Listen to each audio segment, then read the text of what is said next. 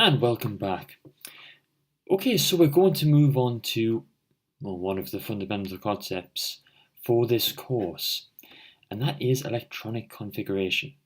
Now we're going to have 2 or 3 videos on this. So for this first video, we're just going to introduce electronic configuration at the AS level and be able to link it to positions on the periodic table. So hopefully by the end of this video, you will know what an orbital is and be able to state the different types. Also, how many electrons can be contained within each of the orbitals. And hopefully you should be able to link the different orbitals to positions on the periodic table. Okay, so at GCSE, you did do a basic version of electronic configuration. You looked at shells and how many electrons could be contained in each shell. So your first shell contained 2 electrons, your second shell contained 8 electrons, as did your third. You should have learned how to add these electrons, the fact that you start in the first shell, you have to fill that shell before you move on to the next one, etc. Now, whilst I'm not going to say that was a waste of time, it is certainly a simplification. Okay, things you learned are true to an extent, but we need to go into it in much more detail at AS level.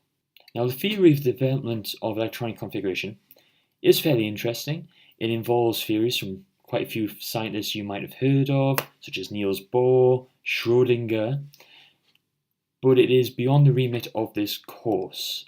So I'll go through some of the basic details, but you're unlikely to be examined on it, and I'm not going to go into major detail. Feel free to look this up in your own time if you are interested. However, one thing I will mention is sort of the beginning of, let's say, quantum mechanics. At the beginning of the 20th century, there was a scientist by the name of Max Planck. Now, some of you may have heard of him. He's one of those esteemed scientists who has a constant named after him. But he was one of the first to introduce the idea of what became known as quantum theory. Now, what this basically is that energy is not a continuous variable. You can only have certain amounts of energy, known as quanta. Okay? And this was the basis for what turned into electronic configuration. You see, further experiments showed that electrons could only have certain amounts of energy. Now, this led to the idea of quantum numbers. Now, there are 4 quantum numbers.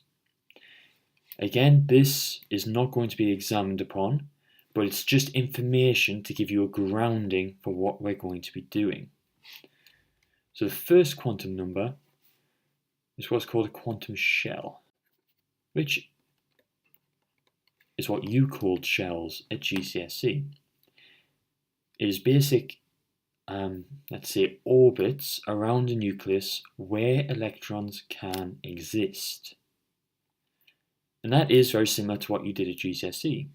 The first period is the first quantum shell, second period is the second one, etc. Now, the second quantum number is where we start building to an AS level standard, and this tells us about subshells, which we are going to cover in this video. Now, each of the primary shells can be subdivided into certain spaces. Okay, they are termed subshells. Now, there are 4 different types of subshell, of which you cover 3 at AS level. The different types are the S, P, D, and F subshell. And at AS and A2 level, we consider the first 3. Now, the third quantum number looks at something called orbitals, which we're mainly going to focus on in the next video, although we will touch upon it in this one.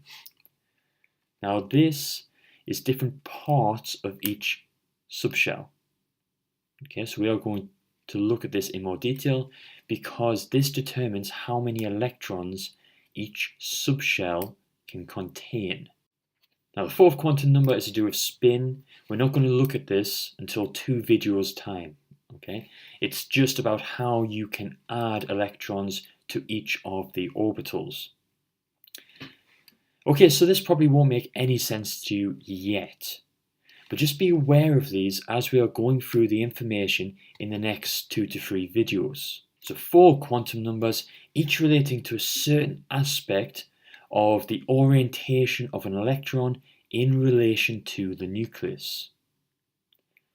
So, in this first video, we are going to focus on the first 2. We're going to look at the quantum shells and the subshells. Okay, so at GCSE, you mainly focus on the first 3 shells. So let's start by looking at those. Okay, now the first shell, I'm just going to call them shell. I know I called them quantum shells in the previous part of the video, but if you just said shell in your answer, that's absolutely fine. So we may as well keep it as simple as possible. So the first shell only contains one subshell. Only contains an S, so nice and simple. The second shell, now this contains an S subshell, but it also contains a P. Whereas the third quantum shell contains an S subshell, a P subshell, and a D subshell. Now you may be thinking, why do we need to make this so complicated? Well, the answer is based on highly complicated mathematics and physical equations, which we are certainly not going to get into. You just have to accept that the different shells are broken up into different subshells. Okay. Now, the next piece of information you need to know is how many electrons are contained within each subshell. So, an S subshell can only contain 2 electrons. A P subshell can contain 6 electrons, and a D subshell can contain 10 electrons. So S subshell, 2 electrons, the P, 6 electrons, the D, 10 electrons. So let's just have a look at how many electrons in total are contained in the different shells. So in the first shell, we only have an S subshell. Now, the S subshell can contain 2 electrons, and therefore the first shell only contains 2 electrons, just like you looked at GCSE. Now this makes sense. The first shell is closest to the nucleus, so there's less space in the first shell than in subsequent shells, so it can only contain the least number of electrons, only 2 in total. Now the second shell contains an S subshell, which has 2 electrons, and it also has a P, which can contain 6. So the total number of electrons in the second shell is 8. Now this again matches what you did at GCSE, in that the second shell can contain 8 electrons. Now the third shell contains 2 electrons from the S subshell, 6 electrons from the P subshell, and 10 electrons from the D subshell. So in total, it can contain 18 electrons. So this is different to what you learned at GCSE. Okay. So the first shell can contain 2 electrons in total. The second shell can contain 8 electrons distributed between the S and P subshells.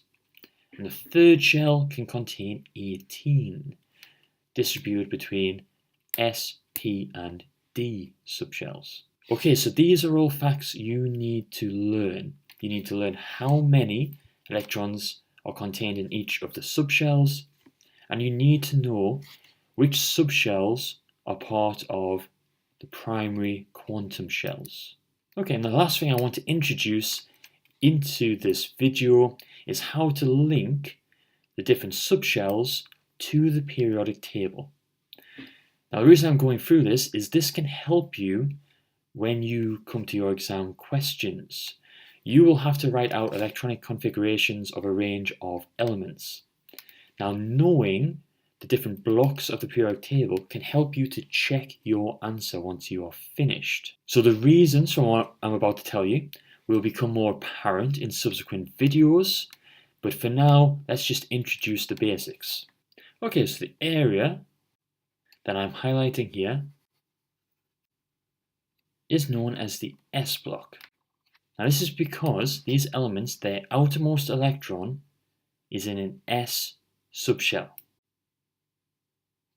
This area here is known as the P block because the outermost electron of these elements is in a P subshell. This area is the D block because the outermost electron of these elements is in a D subshell. And this area here is the F block, which contains lanthanides and actinides, but we won't cover this at ES level. So that was a lot of new information, and you won't fully understand much of it at this moment in time. But it's important to give you this underlying knowledge so that when we come to the next couple of videos, you will hopefully be able to understand what we're going through. So what I want you to take from this video, hopefully, you should be able to state the names of the subshells and know how many electrons can be contained within each subshell. And you should know which block on the periodic table all the elements belong to. So make sure you've finished your notes, and I'll see you in class.